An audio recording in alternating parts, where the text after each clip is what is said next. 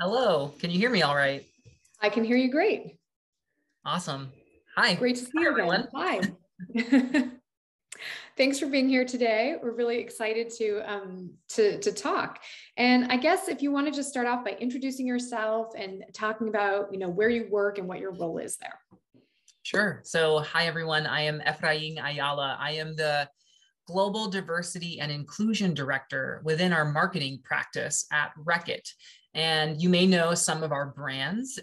We have brands like Dettol, Durex, Airwick, Lysol, Finish, all sorts of brands that you probably are more familiar with. And I work across all of them to really ingrain and build the new capability that modern marketeers need to have, which is how to be diverse, inclusive, and use the power of your brands to leave positive societal impact. So I'm on the Reckitt team to kind of really help shape our brands and our marketers in market to accomplish those really big tasks. It sounds really easy in a couple of sound bites, but those are pretty big tasks. And so I'm helping the teams develop those capabilities to ultimately leave positive impact and also growth. Absolutely. So yeah, you mentioned these are big tasks. It can be massive. So DE&I is very broad. Can you talk about how you think about it within your company and what that looks like? Sure. I think DE&I is quite broad. So at Reckitt, we think about our inclusion agenda across 6 pillars: people, policies, leadership, partnerships, procurement, and of course, our brands. And so I really focus on driving that brands agenda across a broader set of things that we're doing corporately for inclusion. And within our pursuit for a healthier, cleaner world, we're really doubling down on inviting groups of people who are historically and consistently left out of our category discussions. And so that's a bit of the big macro picture of what inclusion means to Reckitt. And then my specific role is really focused on ensuring our brands are participating in that agenda. Mm-hmm. Absolutely. So you mentioned that Dianna is a new capability for marketers. Can you share more on what that looks like to you? Yeah, I'm a digital transformation person who most recently came from that work. And I like to think about diversity and inclusion as a similar set of skills that require a similar set of capability, building moments, maturity within the marketeers to really authentically deliver. And what's really interesting is we're starting to see more and more data that connects performance to how brands are showing up when it comes to representation and portrayal. What's really interesting is Kantar, who are one of the leading research organizations when it comes to creative testing, they've been able to run creative testing across many brands across the globe and have thousands of data points. And what they're starting to see is that when you deliver diverse representation and positive portrayal in your communications, there is a significant increase in the power of that communication and a significant increase in the short-term sales likelihood of that particular work. So when we think about driving effectiveness in our creative, our communications, our digital strategies, we can no longer ignore diverse representation and positive portrayal because they are beginning to be more and more linked with comms performance. When we think about our modern day consumers, they're paying attention to these things. They can sniff out a stereotype much faster than any of us as marketeers. So we really need to be quite polished in terms of how we deliver this. And it sounds really easy. Great, diverse casting. I'm just going to talk about it at the casting step. And I think that's the trap most marketers fall into, is that you only address diversity and inclusion within a casting context.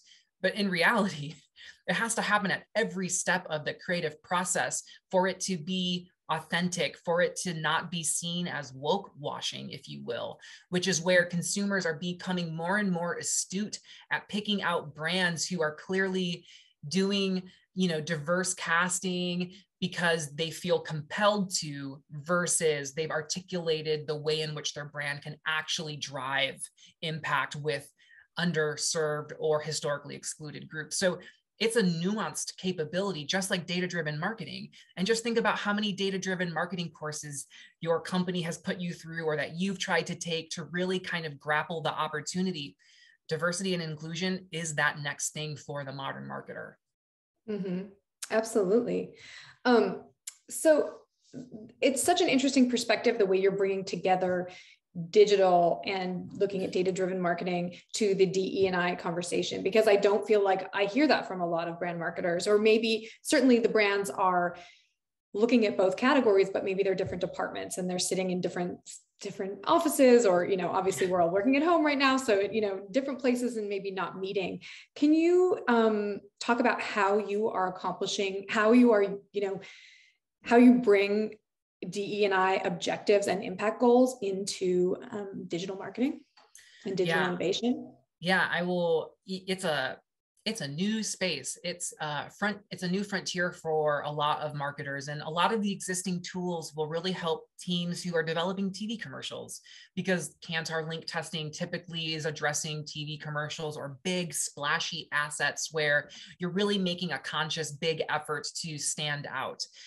However, in a more diverse media environment and media landscape for brands to reach their consumer groups and drive performance, digital solutions don't really exist to really measure representation, really measure portrayal outside of whatever the team feels, right?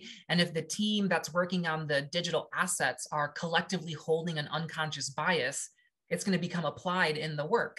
And so we've been really trying to learn and lead in this space, because we feel like we have the tools and resources to get better with our TV work. But thinking about digital, where you might have a couple of TVCs and it's like a couple of assets, so it's quite easy to do a check and make sure you've got that representation and portrayal that is strategically relevant. But when it comes to hundreds of digital assets that you might be developing in the programmatic space, or you might have a creative technology delivering iterations of creative that maybe even human eyes aren't always looking at, how do you really ensure that your representation and portrayal goals are coming to life in those digital assets that you're producing at such scale? So for Reckitt, we're really trying to learn in this space. And so we've partnered with Creative X, which is a creative best practices technology. So typically what most people might know Creative X at is the ability to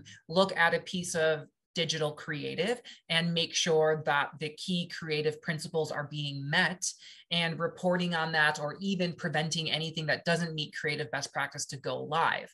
Creative X has developed a new tool in beta still that is called their representation tracking.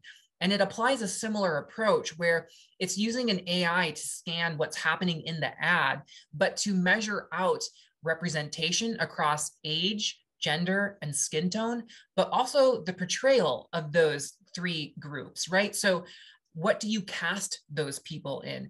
Are you casting them in family roles, domestic roles, leadership roles, physical roles? And I think one more, and professional roles.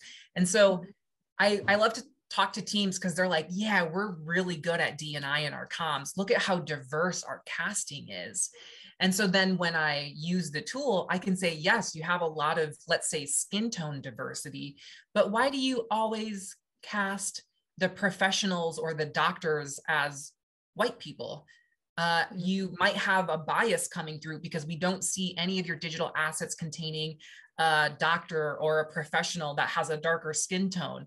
And so being able to understand how our brand shows up is really critical in order for us to really walk the walk. And digital assets oftentimes get completely left out of the discussion when we think about delivering diverse representation and positive portrayal, because the scale is almost unmanageable. And so that's why we're really excited with this pilot that we are working with Creative X, is to understand how do we get a better grasp on what's happening within our broad digital collection of assets. Right, because it's so, the scale of it is enormous, as you say. And so how, it's so interesting, because AI obviously can do a lot of things, but portrayal is like a very difficult thing. I wonder, are you helping train the engine, or is your partner helping to do that so that, you know, you can really train, oh, look, this is X, Y cliche, gender stereotype, skin color stereotype, and how, you know, what are some of the elements that they're identifying to help? Yeah, sure. So it's a really good question. And I think fundamentally, we all need to understand that an AI is the output of people's work, right? Mm-hmm. And so if people hold bias, it will likely get coded into the AI. So it's a live tool that we're constantly working with the partner on CreativeX to make sure that we're developing a tool that also is as bias-free as we can make it. So we're getting more of an objective view on what's happening in front of the camera when we think about our digital assets. But the way it works is it uses contextual clues to articulate the portrayal you are using on that human actor that has been cast in that photo or that video, or even the stock images you might be using to deliver your scale of assets. And so if it sees a young woman of color shopping, they will then be articulated as a young woman of color with a certain type of skin tone using the Fitzpatrick scale, but then also say it's a domestic portrayal because we see the person doing a household shopping activity. And that's very domestic, if you will. Whereas if that person was cast in a doctor's lab coat with a stethoscope, that would be a professional portrayal. And so the tool is able to scan hundreds and thousands of assets in real time, and our dashboard gets updated in real time with all of our spend happening through programmatic spaces like YouTube, Facebook, Instagram. So we can continue to keep track on the work that we're producing at scale. And with creative technologies, does that align to the way in which we want our brand to be showing up? And so it requires a lot of human interpretation of the data, because we can't rely on a machine to pick up all of that nuance, because it is nuance, right? You might not notice some of these things that you'll have to be mindful of. And so the ability to look at the data objectively, but apply a human frame to it has been really helpful in really providing more objective discussions within the topic, because that's also a trick. You know, sometimes teams, it becomes a very subjective exercise to talk about, is this diverse representation? Is this positive portrayal? This really kind of enables us to have a more objective view to what's happening, and thus enable more capability building, more strategic choices and discussions that we can then start to implement within the work and then track again with the tool. Mm-hmm. I love that. It's so fascinating how you can identify both different people, and you know, and then with the behavior, and then use that to determine whether or not the portrayal is a good one and one you want to be associated with as a brand. I'm curious, just as a digital marketer, where there's also so much targeting to consumers, how do those two things go together?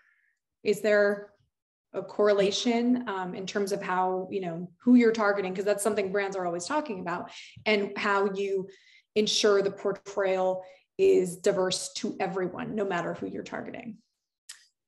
Yeah, I think it is where I like to tell people to start is really understand what role does your brand have in society, and look at who's being left out of that discussion in your current category. So it's first starting to understand like who has the category historically left out, and let's be sure that they start to feel included, because it can be quite difficult to be relevant to everyone in a banner ad or in a 6-second YouTube bumper. So, you know, this whole for all mentality, I think, is a little bit of a trap. It tends to dilute teams' work, right? Because if they want to be for everyone, they end up oftentimes being for no one. And so what I like to really encourage teams to think about is, how do you drive inclusion at every step of the process? When you are doing your insights to help develop your product idea or your creative idea, are the insights built on monolithic consumer groups? And if you can't answer that question, you should, right? You should be pushing your teams to help you unpack some of that so you can get to that richness. So then you can make the choice. Is there a unique narrative that enables me to be relevant to broad groups of people? Or do I need to take a specific route because the insights guide us that people all or groups have unique lived experiences and the role of our categories and brands may look different to those different groups. And so really the first place I want people to start is like, is your INA machine capable of enabling your brands to be inclusive to broader groups? Because if it's built on homogenous data, my answer is you're probably not ready. Mm-hmm. That's fascinating. And when we think about, sorry, I also want to address the go ahead component. Yeah, I think it's targeting is difficult, right? There are different targeting regulations, capabilities, ethics, morality that surround, how we think about reaching diverse groups of people. And so it's really important that when you are developing these rich insights and nuances to help you tell your brand story, it's always making sure that you can connect that to the way in which you buy media. I find some teams fall into this trap where they have such a rich target in their mind. It's someone so specific. And then you hand that, pen portrait to your media team and they're like, I can't buy any of this on the buying platform. And so it's making sure that those teams are also being kept close to how your brand wants to drive inclusion so it can be translated appropriately into the digital ad buying platforms, because they're not always a one-to-one. Right, exactly. No, it's such a good point. And it also makes me think that one of the things that we hear a lot in digital marketing and digital innovation is the behavioral targeting and not necessarily demographic targeting. And particularly in Europe with GDPR regulations, sometimes it's behaviors. So how is your brand really showing up if you even don't know who the end consumer is, Yeah, and I think what is so interesting about this move to behavioral and contextual, which is completely makes sense. But I would really push teams to really think about, do your brand safety settings match those ambitions? Because oftentimes Absolutely. What you find is that you might have developed a brand safety approach and you've created a list of keywords that you want to include or exclude in your buying, but there's probably a bunch of bias in those terms because they're probably developed by humans. So it's always good to really go back and say, am I being inclusive in the way I buy media? Because if you want to start to reach different groups through different contextual targets and cues, you want to make sure that your buying technology and setup is enabling you to do that, because you might have an ambition that you're also paying a vendor to block on your behalf. And so making sure that those are aligned is such a critical part to delivering inclusive growth that oftentimes gets overlooked, because sometimes brand safety isn't the most exciting of projects and things to work on, but it's such a barrier to inclusive media buying that I really encourage people who do have a role in that to look at that. Yeah, absolutely. Do you find it difficult just within different teams, because there are so many people who are on the media buying side and this and that, and they have their own objectives and agendas? Like, how do you get this conversation to be front on the table, as you said, if it's not the most exciting? Brand safety, for example. Obviously, I think inclusion is a very important topic that people are willing to take the time to talk about. But yeah, how do you convince this at that level? How do you bring this and make sure your brand is representative in the way you want it to be? Yeah, I think, broad strokes, people tend to fall into a couple of camps. One is I'm very passionate about diversity and inclusion, and I'm really excited to hear how I can bring that practice into my functional role on the team. And at Reckitt, we believe every cross-functional team has a key role to play in delivering inclusive growth and inclusive comms. And so when I talk to teams, I am very specific on their part in that journey, right? So like I mentioned, our INA community really pressure tests the source data and make sure that it is inclusive to enable the brand marketers' richness to help tell stories. Marketers, make sure you're thinking about inclusion upstream and not waiting to your casting documents. If you are only talking about D&I as a marketer at that point, you've waited too long. Media teams, think about brand safety. Think about how you reach these different groups of communities that your brands are articulating as strategic. Website people, make sure our websites are accessible. 15% of internet users are facing some sort of disability that impedes with their ability to engage with content that isn't made for them. And so website teams, think about that. So everyone has a role throughout the creative production and media process. And so for us, it's really about ingraining inclusion across the entire media value chain is what's going to enable an authentic growth strategy for our teams based on inclusion. Yeah, that's well put. It's interesting you bring up the accessibility thing. They were just talking about that in the last session, and being able to order. Okay, so let's jump back to this. Can you talk about, we were talking about the AI and how you're using that for positive portrayal. Can you give some examples of what that looks like? Yeah, I think some of the examples that I shared already are ones that are helpful for us at this stage in our journey. You know, Reckitt is early on in our journey, so we're kind of learning and leading simultaneously. And so what we've done is we've really kind of defined what are the key stereotypes that most often show up in our categories of, you know, hygiene and home cleaning, nutrition, and health. And so we kind of know the big buckets of stereotypes. For example, doofus dad is a stereotype you often see in our categories, where you portray a dad who doesn't know how to take care of a baby or a child, and the house is a mess and they have to go to mom for support. That's a stereotype that harms fathers as well as mothers, because it depicts that only a mom is good at taking care of the child, right? So those are some key things that we're able to look at with the tool, right? So we're able to look at, okay, what's the gender split of people in front of our camera, but also what role have we given those genders? Do we constantly see mom as the domestic family role and dad as only the professional leader role? And does that fit with where we are, where consumers kind of see what the modern home looks like? No, I think modern, like FMCGs have really built their brands on a monolithic consumer, right? For the longest time, for decades and centuries, we've built our brands on depicting a certain type of consumer, scenarios, and homes. That is no longer reflective of what is happening in people's lives. 88% of consumers say they don't see themselves or anyone they know in modern day advertising. But modern day advertisers, almost 8 out of 10 of them will say, I do a really good job at diversity and portrayal. So there's this huge gap between what consumers don't see in the modern day advertising and what marketers think they're showing consumers. And so the ability to be able to really talk about that in a data-driven way, I think, is a really big unlock for our brand teams. Absolutely. It's crazy, that metric. It's such a disconnect. Can you talk about how you think brands can use digital innovation, how other brands to improve their D&I initiatives? Yeah, this was a question that you gave me quite early on in being asked to come here, and I grappled with it for some time because, you know, D&I can mean so many different things in so many different ways. And so I think my answer is to flip it. Is ask yourselves, how can inclusion help you incrementally accelerate your existing innovation and digital products? So for example, if you're using great digital tools to really innovate on how your organization develops insights, you should be asking the incremental question of, is it also delivering inclusive insights? And if the answer is no, that's an innovation opportunity.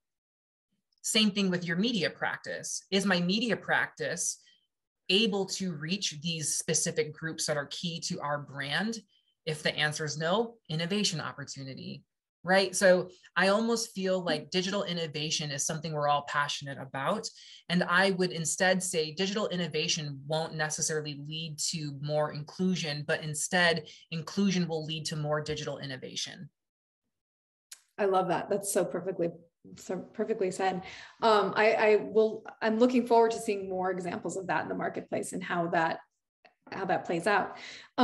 Can you talk about what trends you expect to see this year? Obviously, you guys are kind of a bit cutting edge at this, beta testing this kind of software to use the portrayal representation or representation and portrayal. Can you talk about what other things you see on the horizon and where we hope we'll be at this time, like next year? Sure. I think a consumer trend we're seeing is consumers are getting much more sophisticated at being able to spot brands who are authentically trying to be inclusive versus who see it as a trend that they need to deliver within their work. You know, woke washing is the new greenwashing, right? And so we constantly see consumers, if you go to Twitter and even look at some of the commentary on NFL ads or comms, you'll start to see, oh man, I feel like they just needed to make sure there was a token everybody in this ad. And so we're going to continue to see consumers get more sophisticated and also have higher standards. Currently, 73% of consumers globally expect brands to do more about promoting diversity inside their walls as well as externally. And that is a trend that happens in almost every market globally. It's not just a US thing or a Europe thing, it's a global thing. And we're seeing it impact more and more preference choices within the consumer mind.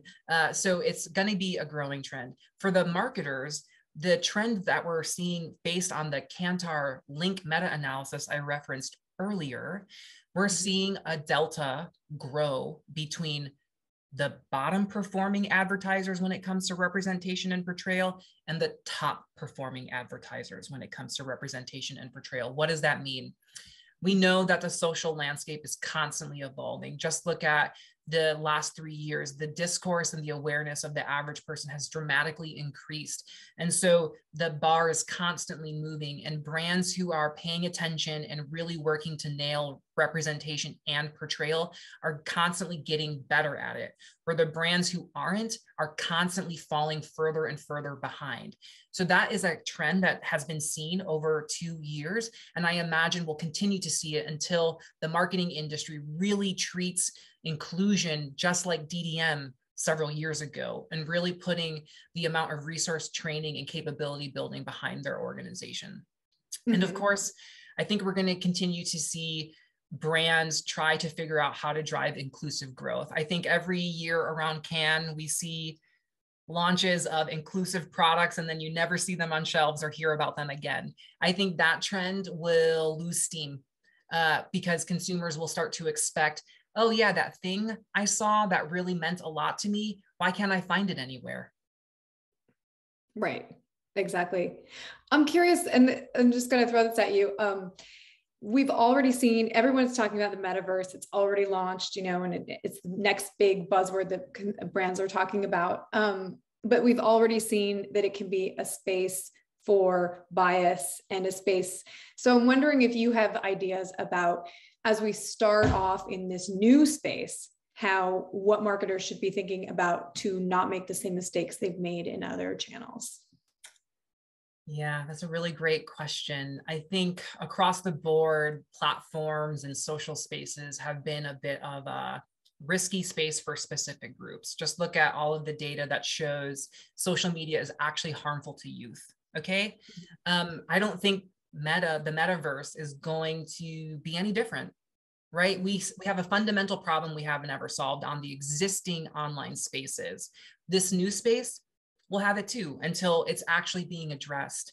And so I would really ask marketers to think about who's being left out in our work in the metaverse. How do we create safe, inclusive spaces for everyone we want to invite into this space?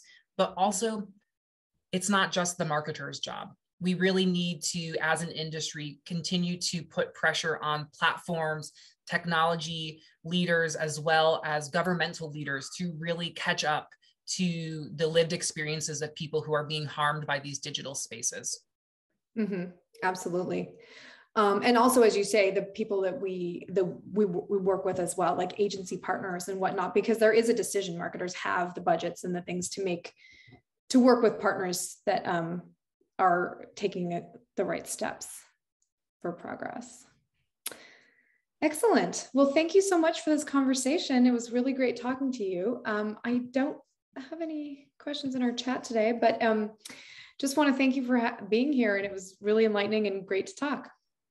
No, thank you for having me. I know the topic of diversity and inclusion may feel like a little bit of a funny one to talk about within the context of digital innovation, but hopefully I've opened some eyes for all of the people in the audience on how inclusion can actually accelerate innovation. So thank you for having me. And if anyone has more questions, feel free to reach out to me. You can probably find me on LinkedIn and all that good stuff. Absolutely. It was great. And I love the idea of starting with DE&I to put into digital innovation. That's a new perspective for me that I'm going to think about. I love that. Awesome. Thank you again. Thank you. Bye.